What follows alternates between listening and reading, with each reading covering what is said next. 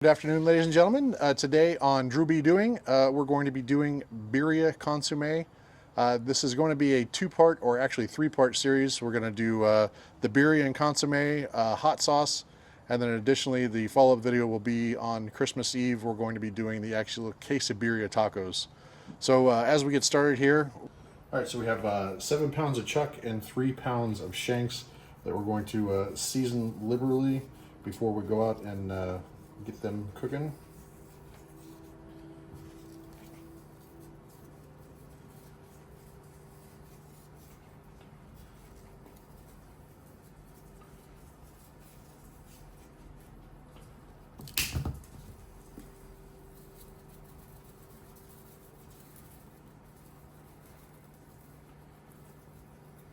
Okay, I think you get the gist, and I'll do the other side. What we're going to do is we're going to brown up our beef shanks and our chuck, and I got two different things to do that. I got the old rondo here warming up, and then I have my Blackstone just to make things more proficient. So we start with basically getting some oil in there. Everything's up to temp, and what we'll do is we're going to get the beef shanks in here, and this helps build some fond on the pan, so when we're sauteing our vegetables and things like that, we can add another depth of flavor. And then I'm going to go back and put the rest of the chuck on the Blackstone. Now we got the chuck going down on the old Blackstone. We're not at a terribly ripping hot temperature, so I want it to have a good flavor, not burn. Straggler. So what I found in doing my research for making this, and just so you guys know, this is not absolutely the first time I made this recipe. This is probably the 5th or 6th time, and every time I've kind of actually changed a little bit or iterated on all the things that I found out on the World Wide Web. And so this, in my estimation, is the best birria. We'll call it the best birria in the Rancho Cucamonga, because that I can guarantee. But so right now we're just going to go ahead and get this seared off on both sides. Right now, we're just going to take a look here and see how these shanks are doing. Got a couple more seconds on these, and what I found is the more you turn them, the better the opportunity you have to get there to be browning on all sides of it. So we'll go back here and we'll take a look at the chuck now, see how we're doing here. Same thing, we got it just a little bit longer on that chuck here. Looking good though. Smells wonderful already, I will say that. I'm sure my neighbors are going to be very disappointed that they don't get any. In case I didn't mention, I think that I said this in another part of the video, but we have actually 7 pounds of chuck and 3 pounds of shank that we're cooking up today. So it's just at 10 pounds total. And with the birria, what I found is, honestly, 100% it's better when you refrigerate it and then get it back out and reheat it. It reheats super well. It constitutes the consomme that we're going to make here today is probably one of my favorite things in the world, and my favorite recipe right now is this one right here. So let's go ahead and see where we're at with these. Those look great. A little bit longer. Good. Good.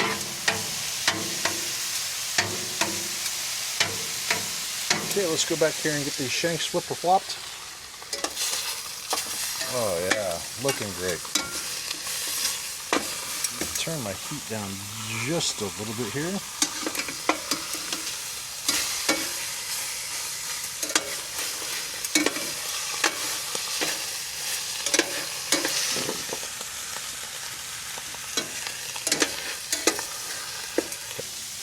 Oh, looking good.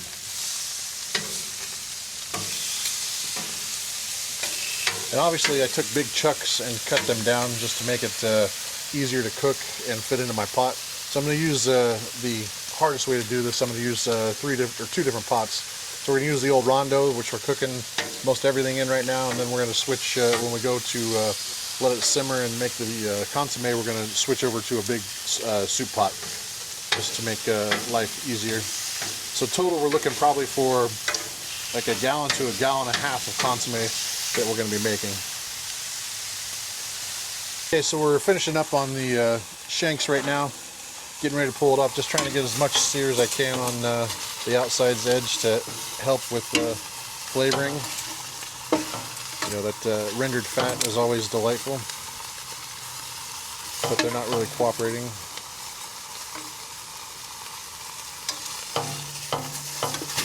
Whoa, hot stuff coming through.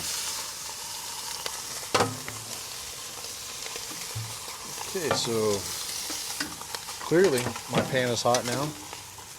So now we got these all sauteed up. The next step is we're going to put about 5 medium to large onions in here and get that all caramelized.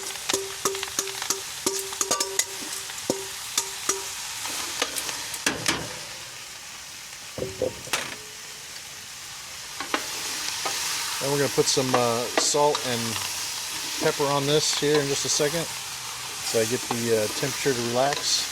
Whoa, coming at you live. Also, we're cooking outside, so it doesn't make a huge mess inside, and I think this is the most easy way for me to shoot it for you. Well, those are onions, you can't have them.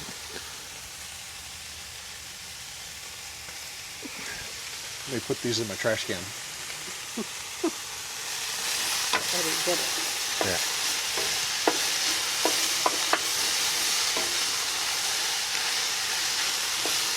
So these don't have to be a caramelization for 45 minutes. We're probably going to go 20-25 minutes on these just to get them so they got a depth of flavor that we're bringing.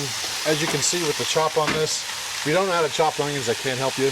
But what I did do is just a real rough chop on these just to get them in here so we can get them sauteed. So we're going to let these go a little bit, and then I'll be back with you in just a second. So like I said, we're just going to add a little bit of salt to here. A pretty good amount because there's way more onions in there than you think. I think if I weighed it, it would probably be like 3 pounds of onions, maybe 4. It was quite a bit of onions. Well, you'll see as we go on here that these kind of really cook down quite a bit. And these are the base of our sauce that we're making here, so the more work we do now, the better we are later. They smell delicious. Okay, let's go back and take a look at the chuck, see what we got here. Chuck is looking wonderful here. Just a couple more of the sides I can get we can take here. Nubby. Good. And again, once we've got the consommé all taken, put together here, we're going to take and simmer these beef in with the consommé for 2.5-3 hours, and we'll kind of show you that as we get along too. So here we are about 27 minutes into caramelizing the onions. You can kind of see what we're looking for here. The consistency of them is, they're still kind of whole, but you know, they're definitely more translucent and definitely got some caramelization on them. So at this point, what I'm going to do is take and add the garlic and roast the garlic in there or saute the garlic, I'm sorry. And yes, that's an exorbitant amount of garlic because, well, I like it. Like I said, best birria in Rancho Cucamonga. So we'll get the garlic all sauteed in here nice and good. Nice rule of thumb is when you can smell the garlic, that's probably when it's done sauteing. Don't want to burn it, but want to get a little bit of saute on it. Nice thing about the rondo is it's got such a wide surface area that makes it super easy for doing things like this.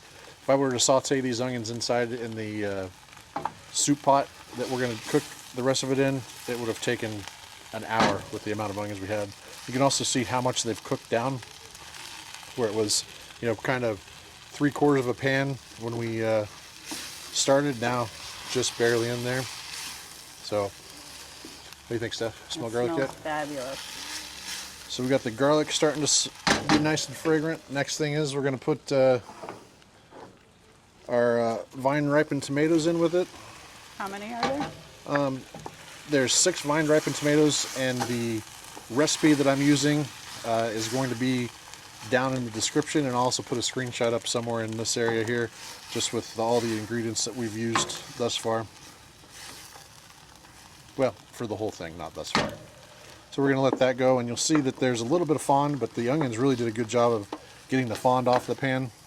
So not a whole lot that were left on there. So now we got the tomatoes in there. We've got all of our dried peppers, which are guajillo, ancho, and Arbo. And so with these, we've taken and seeded and taken the pith out of those and cut them down a little bit with the guajillo and the Arbo, or not, the guajillos and the anchos. The anchos are these ones. They kind of smell like a prune, but they're super flavorful and fruity. And then you got the Arbos, which are the ones that are bringing the heat to the party. So there's about 6 of each the guajillo and anchos, and then 12 of the Arbos in there. So we're going to take and get all these in there, get them all nice and sauteed up. And we're kind of taking this time now. You'll see here that we're going to pour some beef stock in here with this, and that is just going to help reconstitute these dehydrated chilies and make them so when we put all this concoction in the blender that they blend up nice and smooth. So we got that going, and the last step for this part of it is we're going to take and put in our dried spices, which got some bay leaves, cinnamon, allspice, thyme, oregano, cumin seeds. So we'll just take and kind of sprinkle this in there. And I've taken the cinnamon stick, and apparently there's a difference between regular cinnamon and Mexican cinnamon. So this is the Mexican cinnamon stick, and I did notice a huge difference in the flavor with using the Mexican cinnamon over using the what I would guess American cinnamon.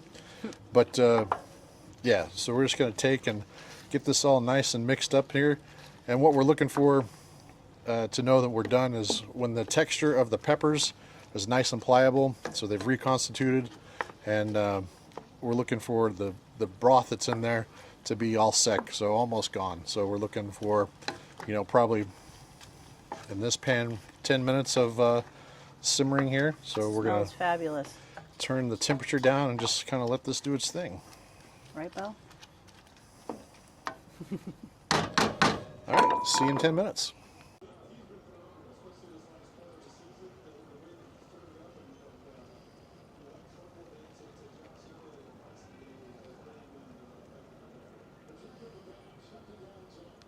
All right, so now we're at the point where everything is nice and reduced down. You can see here we've got a very little liquid left, which is great. Our peppers are nice and pliable, so you can see that those are the tomatoes are all but gone, so they've reduced down into the stock here. So now we're going to take this inside and blend it. See you in a second. So what we're going to do now is take and move all this into the blender here. Last time I did this, it was 1 pitcher. We'll see this time. Looks like I made more, but same recipe, so it should be. Oh yeah, no, it's going to be full for sure. Oh yeah, it smells so freaking good. Just might fit. So everybody out there wondering, but Drew, you're going to blend the bay leaves and the cinnamon and the allspice and all those things in there? That is correct. So ultimately it's going to give us the best flavor, and then you'll see towards the end, right before we're ready to serve this, that we're going to put in the consommé through a chinois to get all the particulate out. And I'm kind of extra, so I'm going to do it twice through the chinois. So it's all going to fit.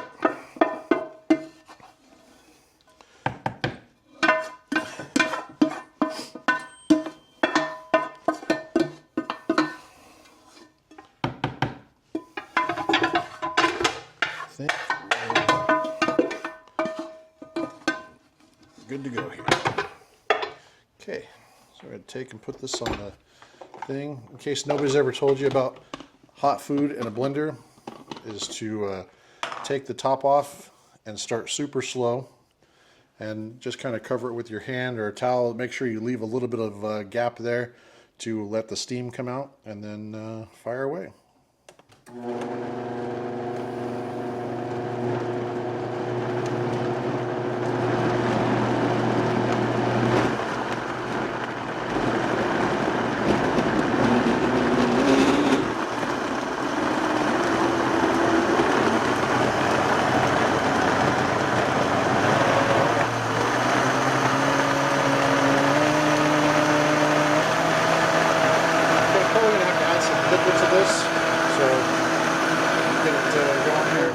turn it down and get some liquid in there just to help it.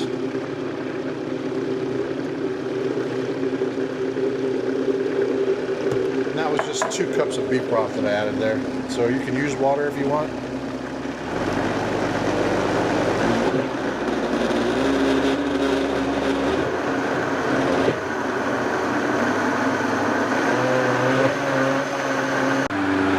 So now we're done here, ladies and gentlemen. Everything's looking good here, so we're going to go ahead and stop the blender. And we're going to take and get this into our soup pot. Add the roasted beef bones and all of our beef shanks and chuck, and let everything simmer for a while. So let's go over and take care of that.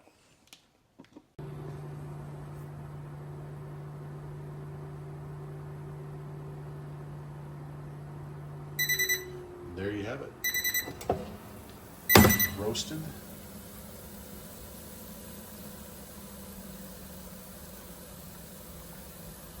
Okay, so this is what the puree looks like after that, and what we're going to do is we're going to take and pour this into our soup pot here. Oh yeah.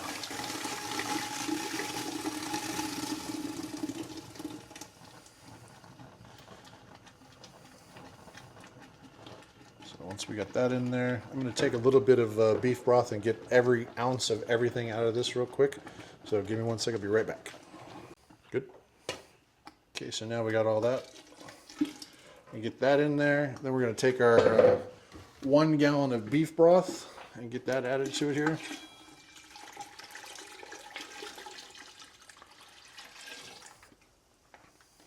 I'll give this a real good stir in here.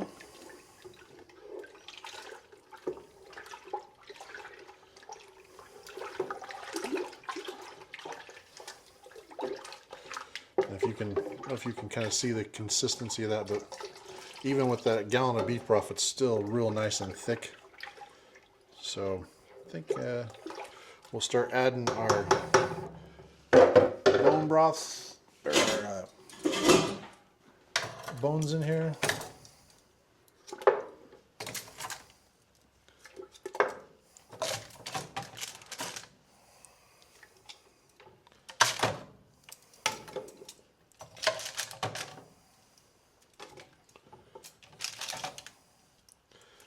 And I also found that putting all the bones in there with the marrow and everything really gives it a great mouthfeel. So really rich.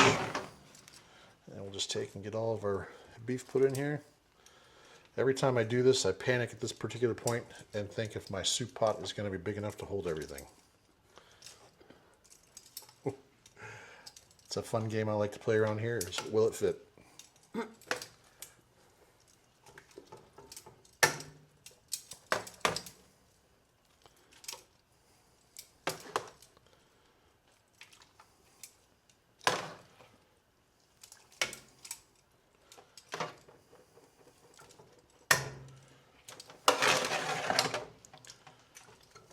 Ooh, it's going to be close.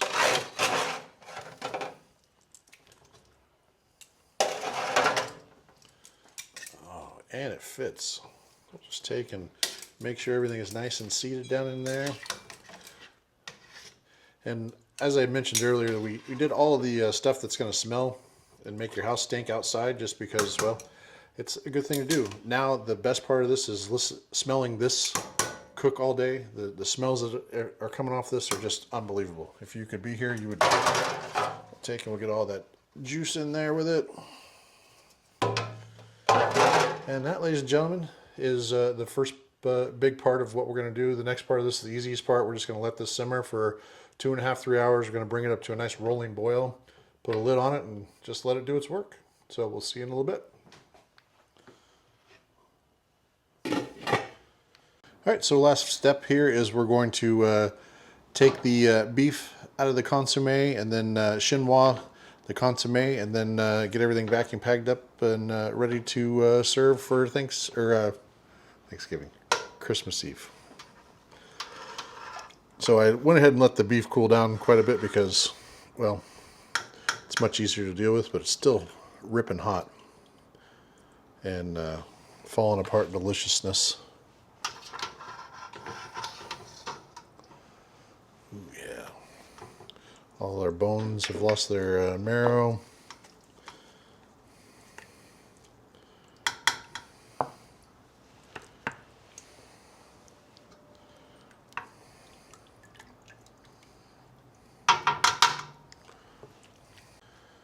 All right, so we got the meat all separated from the bones, and now we're just going to chop it up a little bit here with my gigantic cleaver that my BFF got me. Thanks, G. You're the best. Because this thing weighs like 8 pounds, there's no force needed to be placed. You just kind of drop it, and it does what it's supposed to. But that meat's super tender.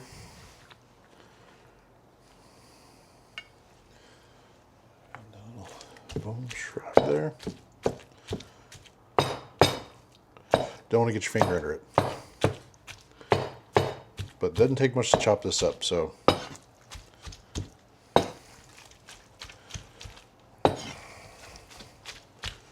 Yeah, let's not lose a finger. Right? That would ruin the birria too. Yeah, I got cut-proof gloves on, so it should help. Okay, so that is pretty much that, and then what I'll do is I'll vacuum seal all this up and then be ready to go. All right, so now we're going to put it through the chinois a couple times. Whoa, that'd have been terrible.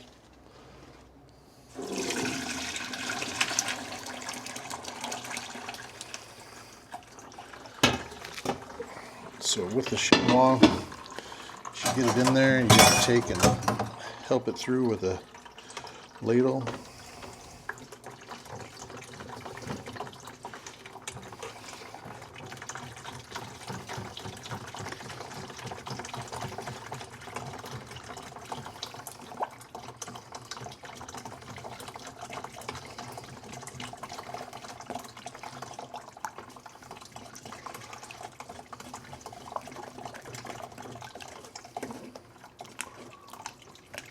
So we had a brief intermission because there was way more meat in the consommé than was going through the chinois, and I didn't want to destroy it by trying to push it through the chinois. So now we're going to take and pour the rest of this consommé in there.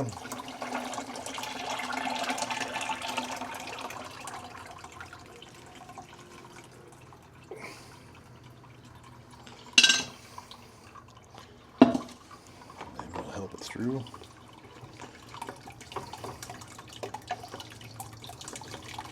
And the reason we're using a chinois is, remember when I told you when we did the blending, all of those particulates from the berry, or the allspice berries, pepper, and all that stuff that didn't get blended up, we don't want it to ruin the consistency on the consommé. So we strain it out a couple times and get the texture to be nice and velvety, and you're good to go.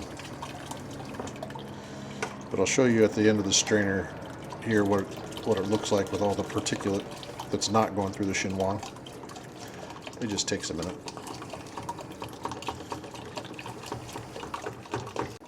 So as you're getting down to the bottom, you can kind of see what's left in there, and a lot of that is some of the fat and stuff like that that wasn't able to go through the strainer, but most of it is the paste from all of our peppers and things like that that went through the blender. You can see that texture on there is how it would ruin your consommé. Just trying to get all that broth out of there we can, and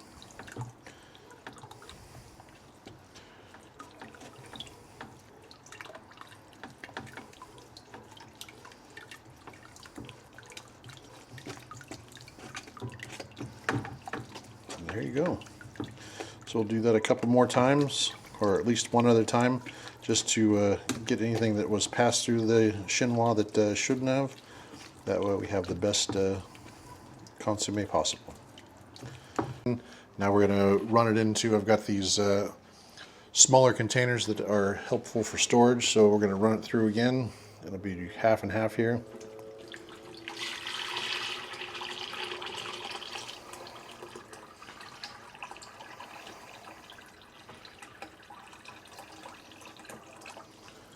Set this to the side. So now we're just running it through the chinois again, and you'll see this time through that there's not nearly as much particulate in there, but there's still some. So we'll get it in there as best we can.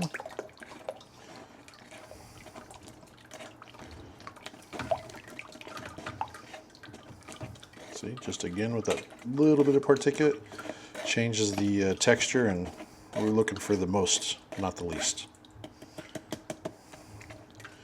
Okay, there's one. We'll do the next one here. Okay, we're going for our second batch here.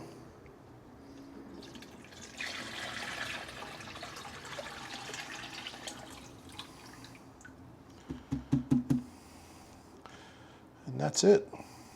So there you have it. Ended up being 4 pounds in one bag and 3 pounds 9 ounces in the other bag. So that's what it cooked down to. Should definitely serve a bunch of people twice.